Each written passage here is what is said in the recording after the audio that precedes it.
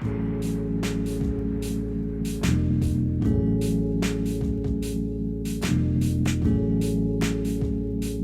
back to Hockey Unplugged. I'm Carson and I'm here with Jack Shy.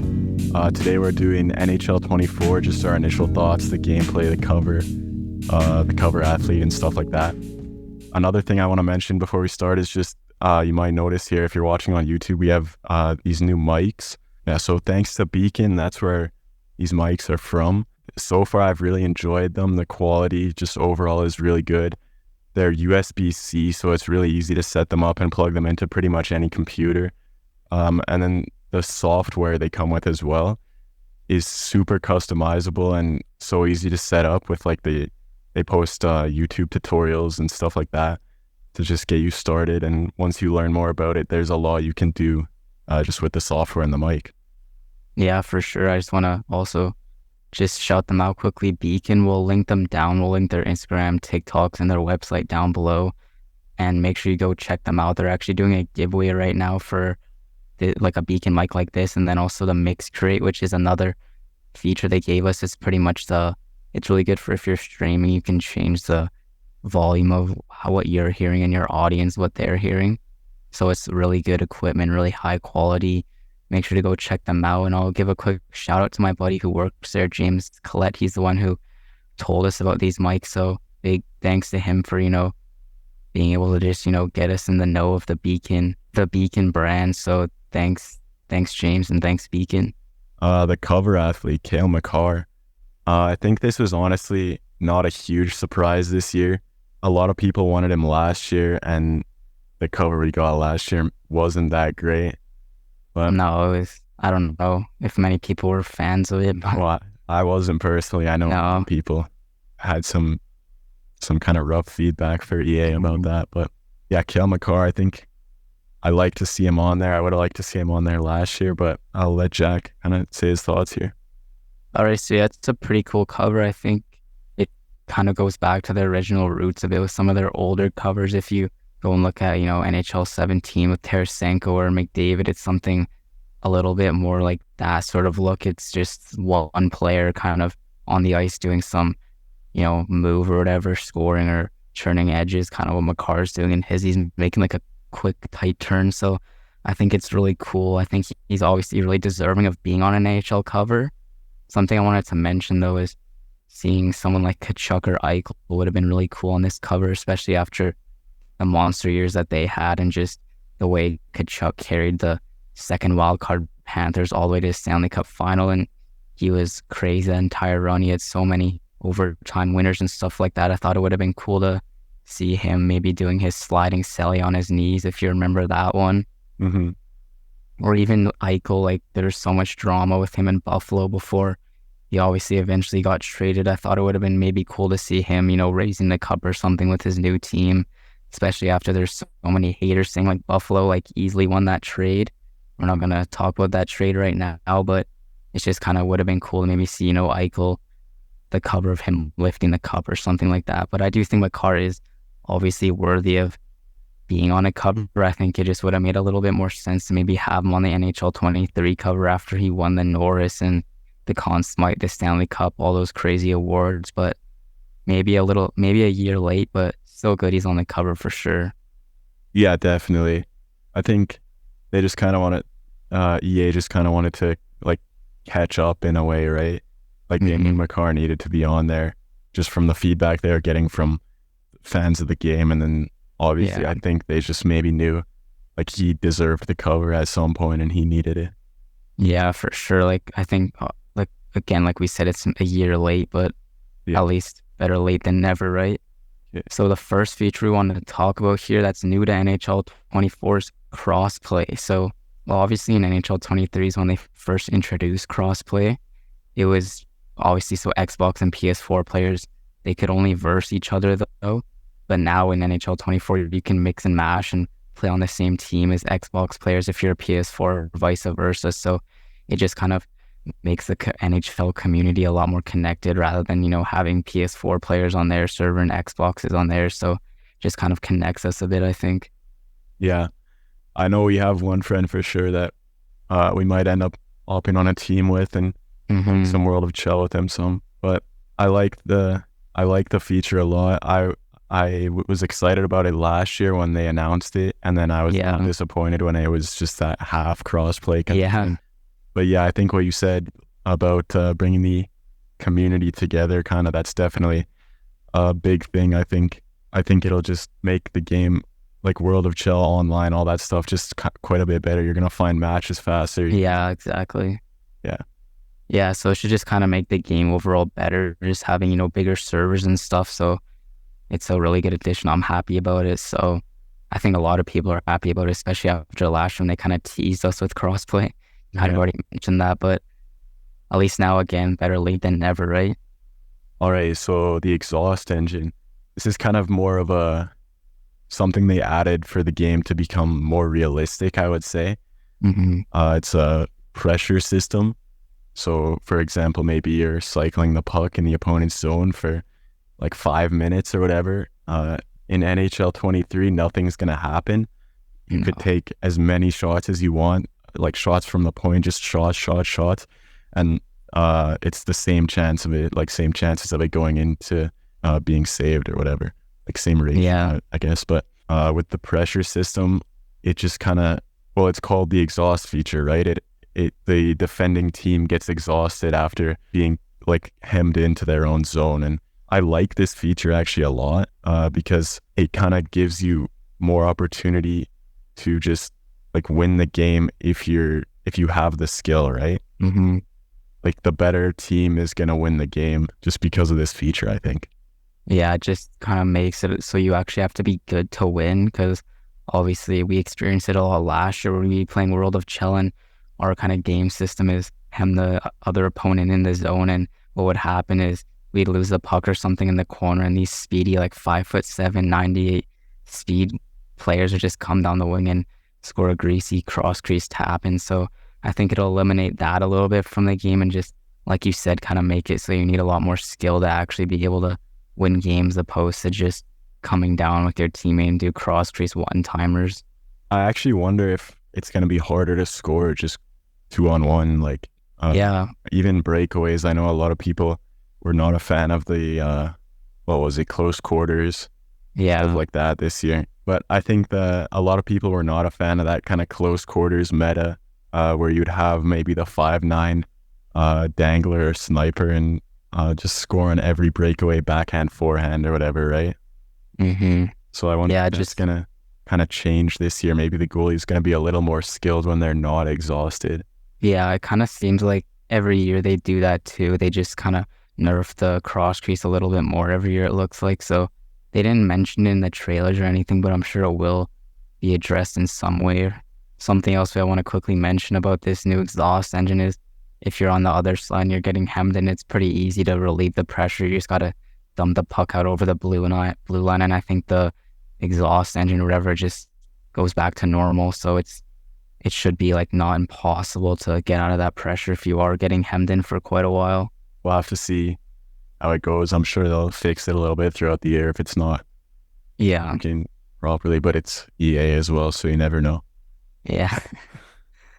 All right. So moving on, we have the new goalie animation. So this is something we can just briefly go over. They do this every year. This isn't something just new to NHL 24.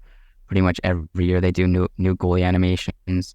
So I'm not too sure how often we'll be seeing these new animations because it seems like almost every year in the trailers we see crazy animations, but they're almost never seen when you're actually playing the game.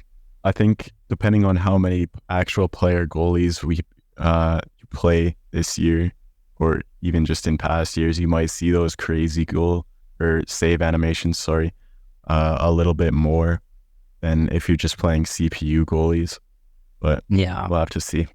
Yeah, we'll have to see. That's something that's kind of always added, but never really seen too much. But it should be interesting to see if we can see maybe a little bit more this year. Yeah. One thing I want to mention with the animations as well, it kind of relates to the exhaust engine. I know they added a couple animations for that just when the goalie's starting to get tired. I don't think the goalie animations where they're kind of just like flopping around the net when you're Yeah. just like cycling the puck are very realistic. Non. Like the goalie is gonna the goalie can be tired and still keep his Yeah, position and stuff, right? He doesn't need to be making those desperation saves unless there's maybe a pile up or something. But yeah, uh, that's something I thought would maybe be a little bit funny, and we might see some like funny glitches with yeah. that and stuff. But I don't know.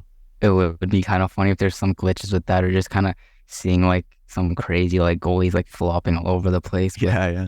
Moving on to kind of contact physicality, this has been a big thing for EA. I think they quite enjoy hitting in this game.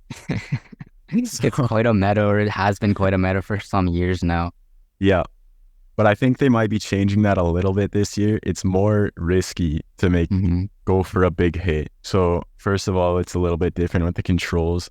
For a big hit, you can pull back on the stick and then push forward when you're making the hit.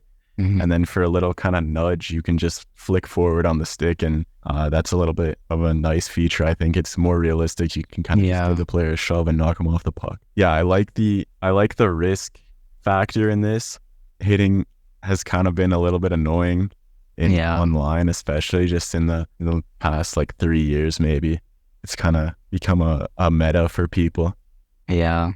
And now it takes just a little bit more skill to kind of connect with the other person. And if you miss the hit, then it's you get somewhat of a like, I don't know, what would you say? I don't know. I guess you just kind of have to take a risk, and if you miss the hit or something, you could be giving up like a 2-on-1 or something like that. So it just kind of makes it like you actually need skill to make hits now. Because before it almost felt like there's kind of like an assist, like it kind of just almost like aims to the player for you, and you could just run them over pretty easily. Mhm. So now, obviously, you kind of have to take a gamble. Like, do I want to go for a hit here? Maybe just kind of back off, play little bit more passive. And something else they also added with hitting now is it's just kind of a cool little visual feature. But you can, if you hit players hard against the glass or whatever, the glass actually shatters, it looks like.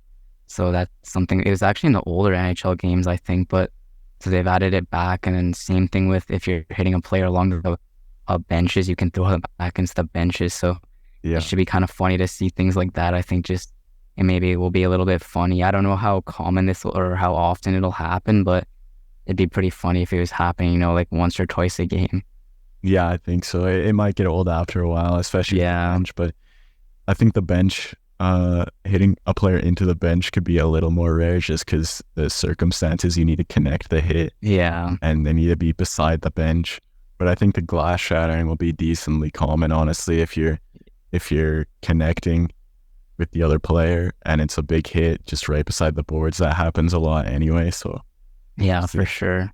We'll have to see. Okay, so quite a big addition to NHL 24 is they have new controls now. So I'm not exactly sure because obviously right now there's skill stick hybrid and NHL 94. Those are the three just game control settings you can have. So it's kind of looking like with the amount of new additions they've made is there'll be a new set of controls. And I've also actually heard that this is maybe taking over the hybrid settings. So that'll be interesting to see if that does actually happen because obviously we know quite a few people that play hybrid, but anyway, they kind of just have made this new controller settings more targeted toward newer players, it's looking like. So you can pretty much map hard deeks in the game, like the Michigan or lacrosse, whatever you want to call it, or the between the leg shots to the simple press and hold of one button, opposed to before you'd have to hold and let go of like 10 buttons at the perfect timing to pull it off. I'm not a huge fan of this part, kind of the deke mapping or whatever you want to call it. It just takes away again some of the realism of the game. Like Hmm. not every player in the NHL is pulling off Michigans every game, right? Yeah. And I think we might start seeing that in like World of Chel and just online play. People are going to be trying a lot more of that stuff just because it's so easy now. Yeah. And it really shouldn't be that easy. It's something that you have to kind of learn to do in real life. All those Yeah. deeks, you have to practice them and learn to do them in real life. So I think you should have to do the same in the game. Yeah, for sure. It just kind of makes the game the moves just might become oversaturated. Hmm. I think it would be fine if these control settings were maybe just only in offline modes, just for, like some of the newer players to kind of get used to it and build a bit of confidence. But having these controls in online, especially if you have like a lot of like good players using these new settings and just pulling off like 10 Michigans a game, it's just gonna become really annoying. But I don't know what EA was necessarily thinking with this. It kind of just, again, like what I said before, just looks like they're trying to bring in, new players. So it's more appealing to play the game because newer players, they only have to hit like one button now to be able to do all these hard dekes. So it should be interesting to see, but I'm not a huge fan of it, just like you. I think we'll be seeing a lot more, just like you said, oversaturated deeks. Yeah.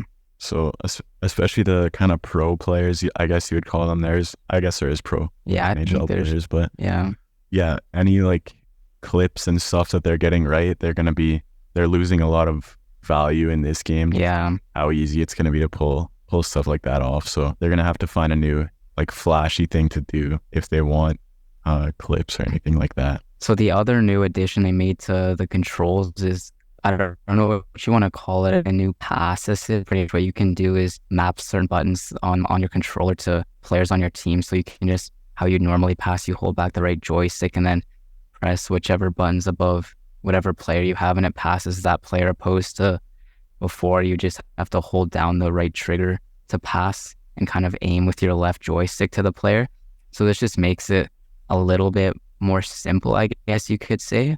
I've kind of thought about it a lot, this kind of new feature, and I think I'll for sure be trying it out. I don't know if I'll necessarily like it, but it does seem like it will for sure help just with passing accuracy. I know a lot of passes last year and just maybe in the last few games have kind of like they've been funny, honestly, but it's been like so annoying at times. You're aiming ahead of you to pass to your winger or whatever, and the pass goes back into your zone and your goalie has to go pick it up. Like you're icing the puck back into your own zone. Yeah. Trying to pass it ahead. So I think that'll definitely fix that issue a little bit. I hope it does, because that was not something I enjoyed having happen. We talked about, or we kind of have a phrase for those kind of passes. We call it Chel passes. So it's just kind of when you're aiming at a player and then the puck goes like way in like your own zone or something. It's kind of just a glitch that's been in the game for a while now. So me and Carson are hoping this will fix Chel passes or whatever you want to call it. So it is something I think I'll for sure be trying out just to see kind of how it works. But we'll see if I maybe go back to the OG sort of style of passing. And then one other thing I actually want to talk about quickly is, when you're playing and you can kind of hit L2 to like spin around and stuff. Oh, yeah. They've actually nerfed that, I heard. So pretty much you can't really like spin as easily when you're in the offensive zone. So it kind of looks like, there's just not going to be a lot more, like there's not going to be as much like spinorama moves as there usually is. That's a bit weird, actually. I didn't hear that, but that was never a problem, really. No, I don't think so. I remember seeing a lot of people like, oh, thank goodness, like this was such like a annoying thing in the game, but I used it quite a bit and I don't think it was toxic. Like, yeah, it was kind of a way to like evade hits almost, because hitting was like so easy. So yeah, I quite like the feature, but if it's nerfed, I guess we're going to have to figure out new ways to evade hits and stuff. One tap deke might become meta. The one tap deke might be getting used a little bit more this next season or year, I guess. All right, so the game mode that EA worked on a lot this year was World of Chel. So they've added a lot of new things to this, and the first one we want to talk about quickly is the free agent human. So pretty much what this is when you're in World of Chel, you're either on a club, so you can play clubs, which is pretty much a team you can make with your friends or whatever. And then there's just like sort of drop-ins where you can play with other random people online.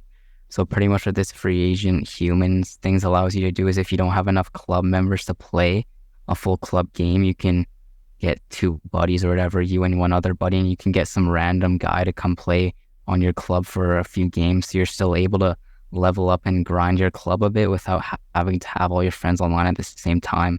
Yeah, this will be nice as a replacement for the CPUs, because if you've ever played any of the NHL games online, you know that the CPUs can either be insane or terrible. But when you're playing against them, they're always insane. They'll be scoring more than any like human player on their team. But yeah, I think it'll be nice as long as it's not kind of players that are just joining to throw the game for your club or whatever. And also, as long as the players are like of a decent skill level, like I would hope there would be some kind of skill-based matchmaking Yeah, for that. I don't even know if there's skill-based matchmaking in NHL. I can't remember, but yeah, I don't think there really was except for in the playoffs, but yeah. yeah, it should just be kind of a cool little addition. So I think you can still use CPU if you want, but it should be interesting to see sort of how this new system works. Again, I think my biggest concern with it is if there are people that, just throw games for your club, that would be a little bit annoying, but it just kind of gives you a way to, I guess, like meet new people and possibly find like new teammates. So I think that we would have liked this a lot in NHL 20 because in NHL 20, Carson and I, we had this TikTok account because we were trying to find another member for our club because there's just the two of us. So we would have liked that quite a bit back then. But yeah, if you're just kind of starting out and you want to find.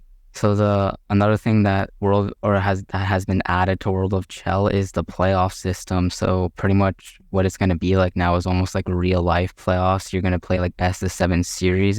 I don't think you're going to verse the same team for like an actual like series like that. I think it's just going to be like you play 7 games. If you win 4 before you lose 3, and you can move on to the second round. So it just kind of makes it a little bit more to be good. Like, how do I say this? Because obviously, in the past games, it's just been who can play the most games pretty much is who's at the top of the leaderboard for the playoffs. Whereas this now, if we're just going to be playing like 16 games for the playoffs or whatnot, it kind of makes it, you don't have to be online grinding at all times. So make sure you're staying at the top of that leaderboard. Yeah, you would see clubs last year with the playoffs with like hundreds of wins, right? Mm-hmm. And any like regular person with other things to do doesn't have time for that. So yeah, it'll be nice to see a little more balancing with that. Obviously, as you move up in the rounds, it'll get harder, and there would still be those people that have the time to play like a crazy amount of games, and they're going to be better than you just because they've spent that much time. But it'll be nice to have a little bit more of a chance.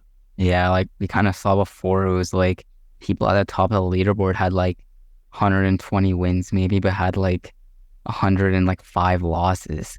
So like it was just kind of because they had so many wins there at the top. Because I remember, I think we had a pretty solid record in one of the playoffs. I can't remember what season it was, but we were doing pretty good. And then we kind of fell in the rankings because we weren't playing like 500 games like some of these other guys were. So quick play 3v3 is another addition that they added to World of Chel. It's looking like it's going to replace drop-ins because drop-ins was kind of just you'd play like an ODR styled game with just a bunch of randoms. Like you could just hop in that quickly. But this new quick play 3v3 is just going to be a 1-period game where you can just hop in and it's casual. You don't have to play clubs or anything. But instead of being on like an ODR pond like you were in drop-in, it looks like you're going to be playing in an actual arena now. So it's just kind of a game that looks to be more as a warm-up game. And, if you just want to quickly warm up before you go and like grind clubs or whatnot. Yeah, it'll be nice actually. I don't love that they replaced drop-in just because it was fun every now and then. It'll be nice if you're on with your club or whatever and you just want to go in and get in a warm-up game and you don't want it to take the full amount of time. Yeah, it should be like kind of just a quick little thing you can do if you are also like waiting for a buddy to hop on or something. You could play like quick 3v3 drop-in. So I like it. It's a pretty cool little addition, but we'll have to see again like how good it is when we actually play the game. I don't think they can mess that up really, but we'll see. Yeah, no.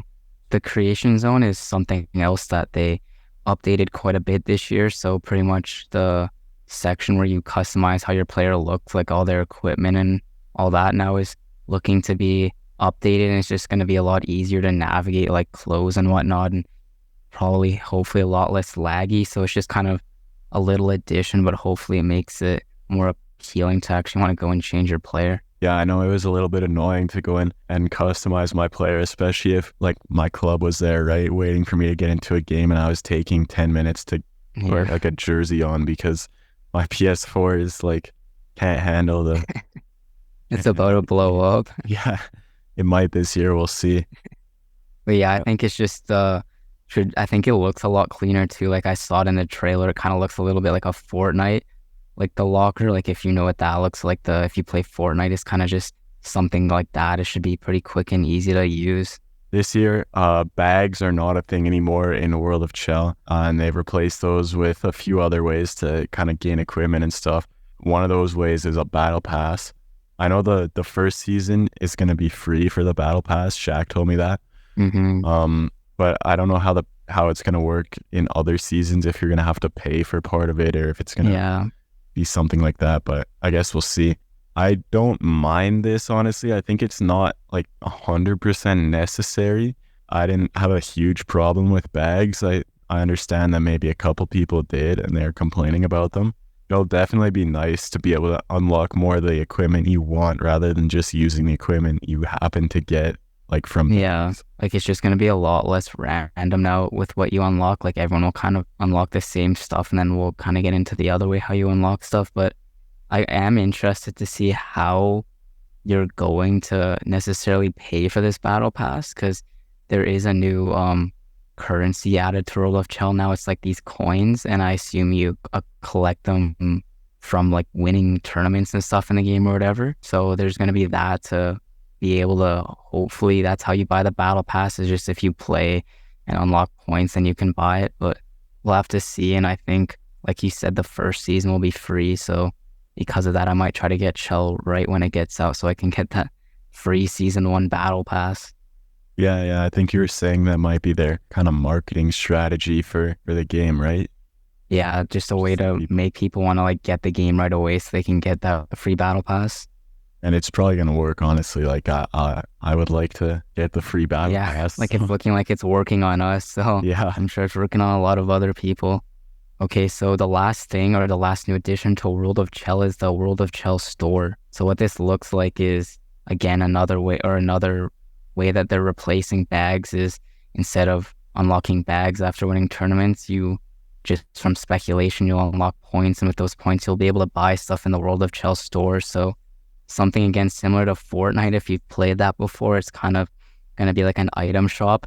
I'm not too sure how this is going to work with, does the item shop change like every 24 hours or maybe every week or something? they're gonna have to implement some kind of system where it changes every now and then, just because it would be. I don't think it would work for them to just have every single thing available. Yeah. Huge kind of catalog, sort of. Yeah, I think, oh, sorry, go ahead. Yeah, I was just gonna say. So yeah, I think they'll definitely be doing something to change it up every now and then. Yeah, I think it's just kind of, I do like it just from hearing it because obviously you can now choose what you want to be unlocking opposed to just it being random with bags, because obviously this happened a lot to us where you get a bag and you'd see it's a gold bag, then you open it and it'd be like a gold goal horn. And Yeah. so, you'd get kind of disappointed with that sometimes. So I think this should be a pretty good addition because you can now like choose what you want to unlock.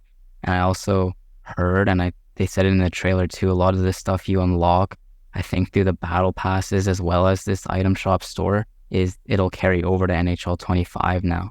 That's definitely something I like to hear, just because there was a big process every year after getting the game where you just started from nothing and you had to gain all these cosmetics again that you already had last season, because they don't really add a ton of stuff in every year. Oh, yeah. They add it over time, right? But they just take a lot of the stuff from the last year and you're just earning stuff you already had. Yeah, so I think it should make it like that. Like you'll be able to see like, oh, this person's like been playing for a while because they have that or whatnot. And maybe stuff in this shop too will become rare. So Yeah. when you see it, it'll be like, oh, this guy's been playing for a lot. Just kind of that same like thing that happens with Fortnite. That's kind of something that's talked about. So I think it should be pretty cool, and it just kind of makes it more appealing to come back the next year too, knowing you won't be starting from scratch like every year trying to unlock pretty much the same stuff. Yeah, it's not a bad marketing strategy for them. All right, so that's pretty much everything that's coming new to NHL 24. So we hope you guys enjoyed this episode, and I just want to remind you guys again to go check out Beacn. We'll link their Instagram and TikTok as well as their website down below, and go check them out. They have a giveaway, like I said earlier, that you can actually win a Beacn mic and a mix crate. So be sure to go check them out. And thanks guys for listening. Make sure to interact with all of our Instagram and TikTok posts like that. It helps us grow the show, and we really appreciate it if you made it this far. Take care, guys.